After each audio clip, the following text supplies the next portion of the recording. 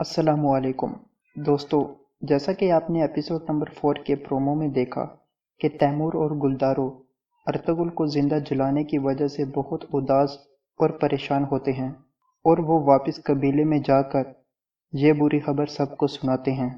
और दूसरी तरफ नोयान अर्तुगरुल को कारवां सराय से निकाल कर जंगल में ले आता है, तो वो वहाँ अर्तुगरुल को अपने साथ काम करने की दावत देता है और साथ ही धमकी देता है कि अगर उसने ऐसा ना किया तो वो उसको और उसके तमाम घर वालों को मार देगा।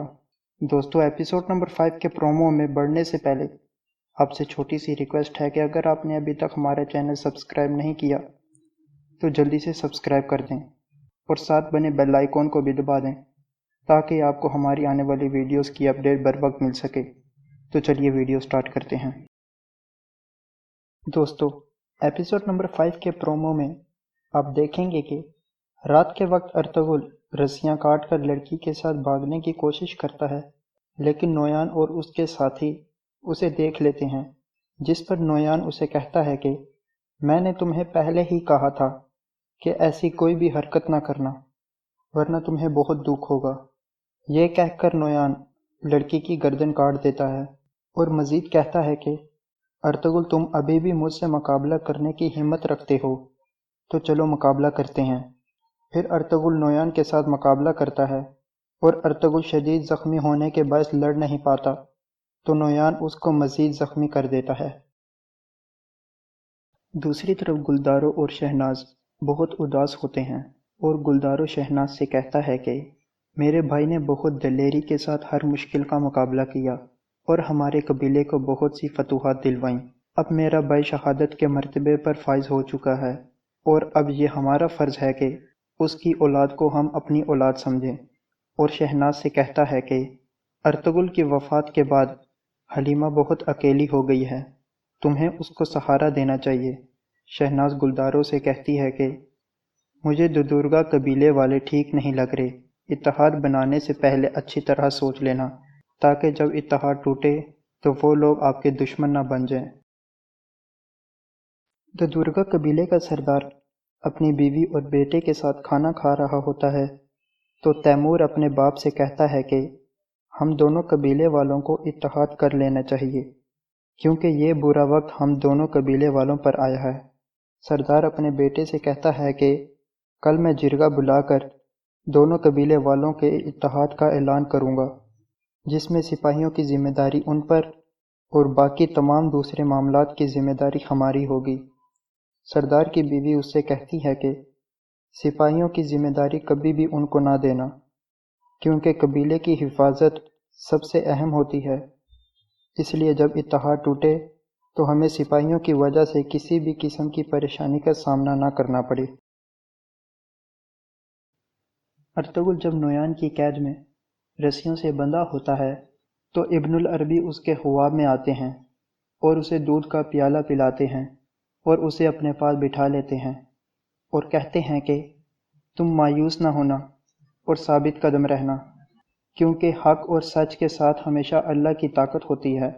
ये बात हमेशा याद रखो कि तुम जालिम के खिलाफ लड़ रहे हो और अल्लाह की मदद हमेशा तुम्हारे साथ रहेगी, आखिर में फतह तुम्हारी ही होगी। इब्नुल अरबी की ये बातें सुनकर अर्तुगरुल को काफ़ी सुकून और तसल्ली मिलती है। हलीमा अर्तुगरुल के घोड़े जोगानी के पास बैठी होती है और बहुत मायूस होती है और जोगानी से कहती है कि अर्तुगरुल बहुत बहादुर जंगजू था, तुमने और अर्तुगरुल ने बहुत वक्त एक साथ गुजारा और बहुत सी जंगों में एक साथ गए, लेकिन अब अर्तुगरुल हमें छोड़कर चला गया। उस जैसा बहादुर जंगजू अब कई कबीले में नहीं आएगा, वो हम सब की उम्मीद था। अब उसके चले जाने से हमारी उम्मीद भी ख़त्म हो गई है। उसने मुझे और कई कबीले को इन मुश्किल हालात में अकेला छोड़ दिया। उसे हमें छोड़कर नहीं जाना चाहिए था। अब उसके बगैर मुझे ज़िंदा रहने का शौक़ नहीं। ये सुनकर शहनाज हलीमा के पास आती है और उसे कहती है कि ऐसी बातें मत करो, ज़िंदगी देने और लेने वाला अल्लाह ही है। तुम उसके होने वाले बच्चे को उस जैसा बहादुर बनाना और इंशाअल्लाह जन्नत में तुम दोनों एक साथ होगे। ددرگا قبیلے کا سردار اپنی بہن ہائمہ کے پاس آتا ہے اور اس سے کہتا ہے کہ پچھلی سردیوں میں منگولوں نے ہم پر حملہ کیا اور ہمارے بہت سے مویشی لوٹ لیے اور بہت سے سپاہیوں کو زخمی کر دیا اور بہت سے سپاہیوں کو شہید کر دیا۔ انہوں نے ہمیں بہت مشکل میں ڈالے رکھا پچھلی سردیوں میں۔ ہائمہ حالہ کہتی ہیں کہ انہوں نے ہم پر بھی بہت ظالمانہ طور پر حملہ کیا اور ہمارا سب کچھ لوٹ لیا، جیسے کہ ہماری کمر ہی توڑ دی ہو۔ یہ سردیاں گزارنا ہمارے لیے بہت مشکل ہے، کیونکہ اب ہمارے پاس نہ کھانے کو سامان ہے اور نہ ہی مویشی۔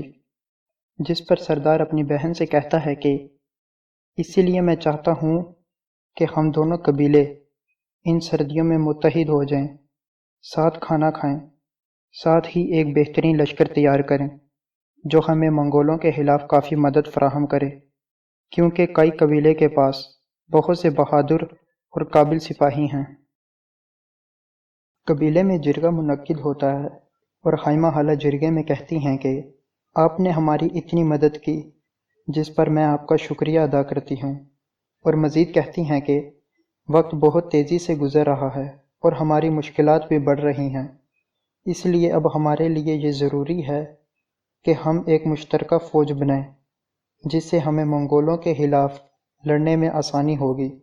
کسی طرح یہ سردیاں گزار لیں، بعد میں سلطان کی فوج ہماری مدد کو آئے گی، جس پر قبیلے میں موجود تمام سردار اتفاق کرتے ہیں۔